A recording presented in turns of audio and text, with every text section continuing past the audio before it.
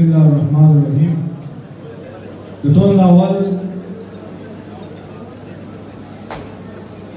अव्वल खुदा बाजावल students organization Mardan university campus चुमर मलगिरी पदुमर जबरदस्त प्रोग्राम जोड़े दो बांधे और माता पता दा जमा सर प्राबित की चिंता प्रोग्राम रा जोड़े दल और दा तुमरा इंतजामात कवल दा आसान कार न दे चार जिंदगी सर हर किस्म मदद करे दे फाइनेंशियली मॉरल सपोर्ट और किस्म सपोर्ट जो सकड़े दे ददियो सर सर क्रेडिट रा वो तमजी अल्लाह ने टोलो सर खो की چې دومره ښایسته پښتانه درانه پښتانه د یو بنډار د لاندې راوسته نګار صاحب او داسې مختلف چې کوم مقررینو هغه بحث وکړو خو چونکې زه په خپله د یوت سره تعلق ساتم نو زه به په د رول آف یوت ان د سوسایټي په دې باندې مختصر شان بحث وکړم زه په خپله باندې د باجوړ سټوډنټس ارګنایزیشن پېښور یونیورسټي کیمپس پریزیډنټ په 2012-13 کې وم او دغه شانتي څنګه چې مرګوري ویلي من به د سټوډنټانو ګایډنس کولو هغه ته هم لار ښودله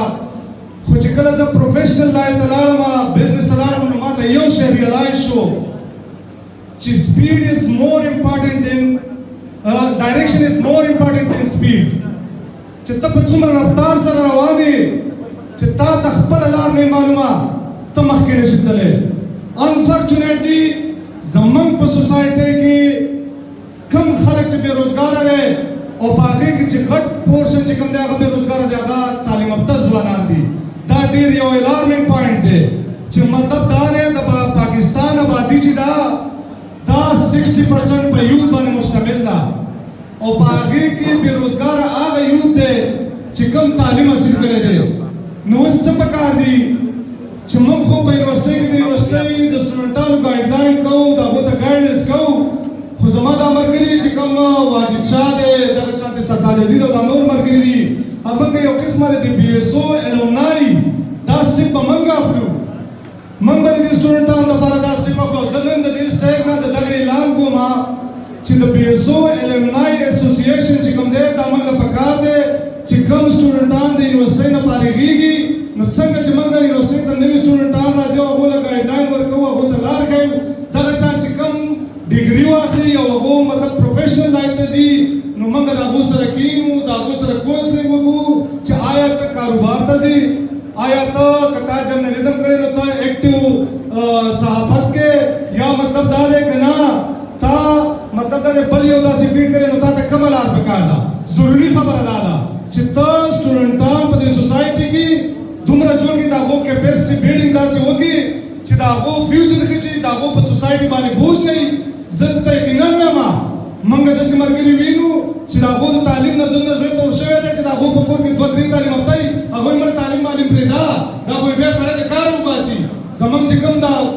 ماشومان چې کوم دي د وخت نه کاروبار شروع کړی دی هغو ډېر یو غټ عروج ته رسېدلي دي خو دې ته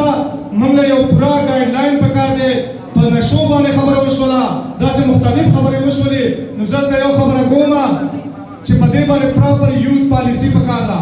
چې یوت پالیسي جوړه شي چې آیا د سټوډنټانو په دې وخت کې څه پکار دي او بیا چې کله دا سټوډنټان فارغېږي نو هغو له څه پکار دي ووکیشنل ټریننګ چاله پکار دي په کوم وخت کې یو له پکار دي نو په دې باندې پراپر یو کار کول دي دا یو غټ سفر دی موږ د پاکستان چې کوم دی دا د دنیا خوش قسمته ملک دی چې 60% آبادي د ځوانانو ده جاپان او دغه شان ځایونو کې چې کوم دی زیاتره آبادي چې کوم دی هغه د 80+ دي خو زمونږ په پاکستان کې چې کوم دی یوت زیات دی نو لہذا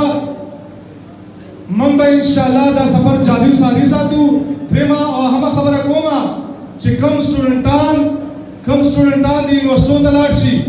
نو دا ګوره تاسو د خپلې علاقې د خپل کلي د خپل ضلعې تاسو امبیسډر دي تاسو د هغه ځای سفیران یې که تاسو دلته کلچر شو کوئ که تاسو دلته خپل هر قسمه اکټیویټیز کوئ نو دا ستاسو علاقه ریپرزینټ کوي دا تاسو د هغو سفیران یاستئ نو کوشش تاسې وکئ چې زموږ چې کوم دی د علاقې ښه ریپرزینټیشن وشي او زما په دغه شانتې په دې ځوانانو باندې فخر دی چې هغو دغه شانتې بنډارونه را جوړوي او موږ د دنیا ته ښایو چې موږ د امن د خوشحالۍ او د پرمختګ لپاره موږ ایګرنس په موږ کې شته دی نو لہذا دغه شانتې موږ به دا ډسکشنز هم کوو د دې ځوانانو دا کیپیسټي بلډینګ به هم کوو او را روان مستقبل به انشاءالله د دې روښانه کوو چې کومې غلطیانې زموږ نه شوي دي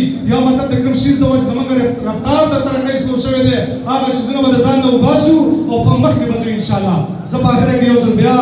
چې څومره ارګنایزرز دي څومره ملګري دي دا تکلیف یې کړی دی دا څومره زبردست راغونډه جوړه کړې ده هغو ته زه خراج تحسین پیش کوم. الله دې تاسو حامي او ناصري او چې هر قسمه په هر ځای کې د دې رول ضرورت انشاءالله زه ورسره ولاړ یم. وما علینا الا البلاغ.